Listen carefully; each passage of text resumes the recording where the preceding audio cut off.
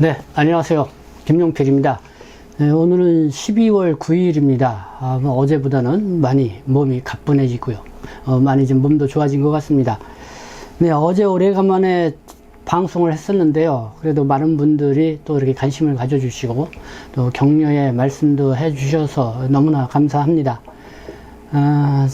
그래서 참 무엇보다도 이 건강이 중요하다고 생각합니다. 몸이 조금이라도 좀 이상이 있으면은 아무것도 할 수가 없죠.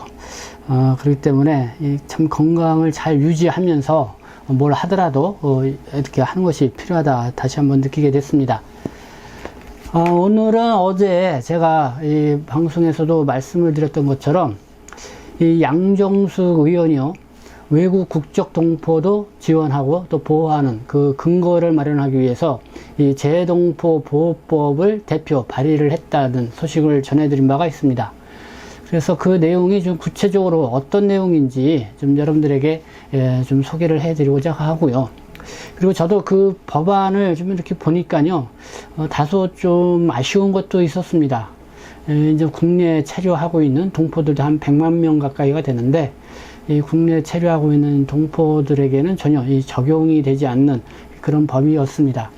그래도 뭐 해외 거주하고 있는 또 재외동포, 외국 국적 동포들에게는 그나마 이 법이 잘 마련이 된다고 하면은 여러 가지 보호하고 지원도 받을 수 있는 그런 근거가 되겠지요. 그러나 이 법안이 대표 발의를 했지만은 좀 법안에 있어서 이 실효성이 있냐라는 그런 또 의문도 생기는 부분이 있습니다. 그래서 어떤 내용들인지 한번 여러분들에게 말씀을 드리도록 하겠습니다. 네, 이 법안이요, 재외동포 보호 법안입니다. 이 양정숙 의원이 대표 발의를 했고요. 그리고 2021년 11월 15일 날 했습니다. 그래서 양정숙 또 안호영 외에 이렇게 쭉 의원들이 10명이 참여를 했다는 것을 알 수가 있습니다. 그럼 이 법안의 제안 이유가 무엇인지 한번 보도록 하겠습니다. 재외동포는 19세기 후반 러시아의 연해주, 중국 동북지방으로 이주를 시작한 이후 미국과 일본 그리고 유럽, 동남아, 중남미, 아프리카까지 진출하여 750만 명에 육박하는 상황이다. 그동안 대한민국이 최빈국에서 GDP 순위 세계 10위로 엄청난 경제 성장을 이룩한 바탕에는 해외에 있는 재외동포들이 대한민국에 대해 알리고 소개하는 민간 외교 역할을 하여 국익 증진에 앞장선 공로가 있다. 그러나 코로나 바이러스 감염증 19가 유행함에 따라서 재외동포가 미국, 캐나다, 호주, 유럽 등지에서 아시아계 대상 혐오 범죄로 인해 정신적, 육체적으로 피해를 입고 있다. 이에 재외동포 정책에 대한 법률로 규정하는 재외동포 보호법을 제정하여 재외동포를 보호하고 재외동포가 대한민국과 유대감을 유지할 수 있도록 하려는 것이다. 네, 이 법안이 제안이 된 이 이유를 간략하게 이렇게 소개를 하고 있습니다. 그러면 주요하게 어떤 내용들이 있는지 한번 보도록 하겠습니다. 이 법은 재외동포의 생명, 신체 및 재산을 보호하고 재외동포가 민족적 정체성과 대한민국의 유대감을 유지할 수 있도록 하기 위하여 재외동포에 대한 기본사항을 규정함을 목적으로 한다. 그리고 재외동포 정책 및 재외동포 보호에 관한 사항을 심의하기 위하여 외교부 장관 소속으로 재외동포위원회를 두도록 한다. 또 외교부 장관은 5년마다 이 재외동포 정책에 관한 기본계획을 수립을 하고 기본계획에 따라서 매년 재외동포 정책에 관한 집행계획을 수립하도록 한다. 이 재외공간의 장은 재외동포 정책의 원활한 시행을 위하여 재외동포 관련 사업의 발굴, 추진 및 평가하고 효과적인 재외동포 정책의 시행을 위하여 주재국과 협력관계를 유지하도록 한다. 국가는 재외동포 정책을 수립, 집행에 있어서 재외동포의 의견을 청취하고 그 의견을 반영하도록 노력하여야 하며 외교부 장관은 재외동포 정책의 수립, 시행을 위하여 실태조사를 실시하도록 한다. 외교부 장관은 형사 절차상의 지원, 재외동포 범죄 피해 시의 지원, 재외동포 사망 시의 지원, 해외 위난 상황 발생 시의 지원 등을 한다. 그래서 재외동포를 위한 각종 지원을 하도록 한다. 이런 내용입니다. 그리고 재해동포 보호 과정에서 생명, 신체 및 재산의 보호에 드는 비용은 재해동포가 부담하도록 하되 일정 요건에 해당하는 경우 국가가 비용을 부담할 수 있도록 한다.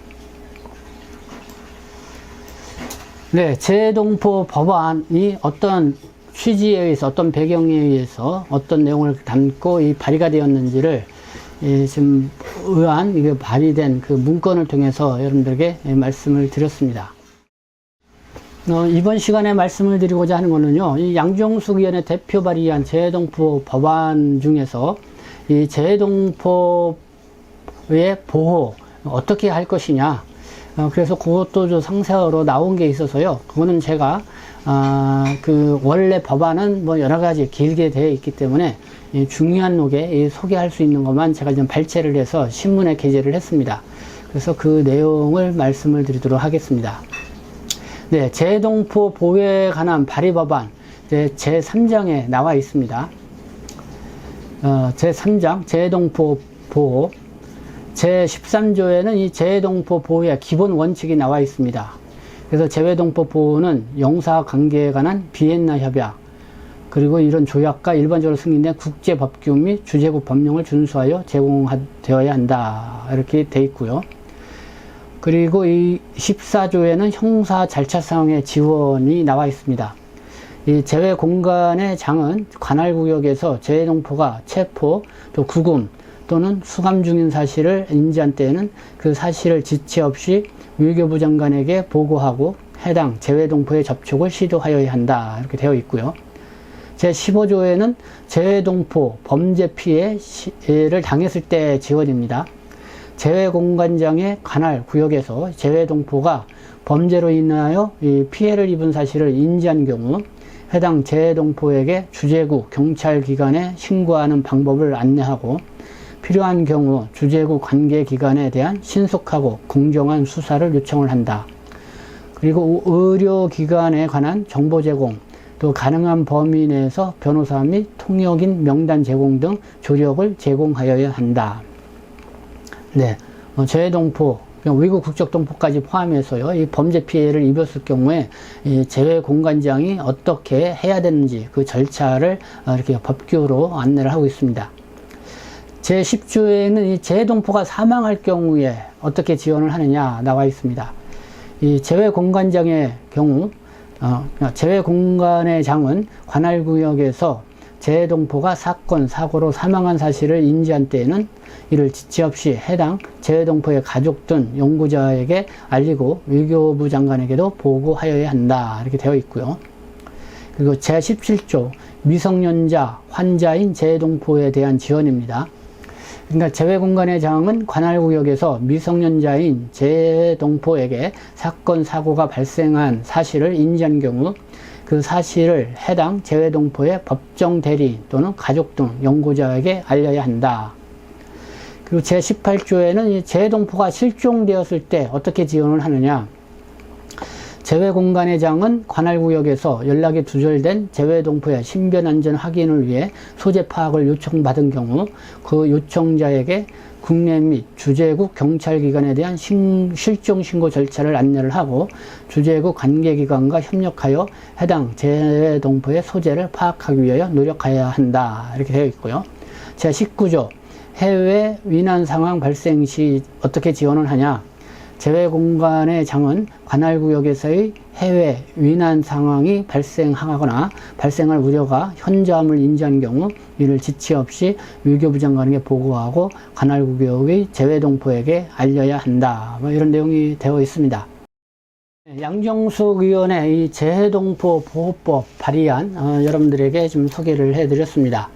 그래서 뭐 재해동포법 발의안을 보시고 물론 국내에 체류하고 있는 동포분들에게는 뭐 크게 관련이 없는 또 그런 법안이라고 이렇게 생각할 수가 있는데요. 그래도 또 해외로 또 본국으로 다시 이렇게 출국을 하게 되면은 또 적용이 되는 그런 법안이기 때문에 우리가 좀 관심 있게 좀 볼 필요가 있다 이렇게 생각이 듭니다.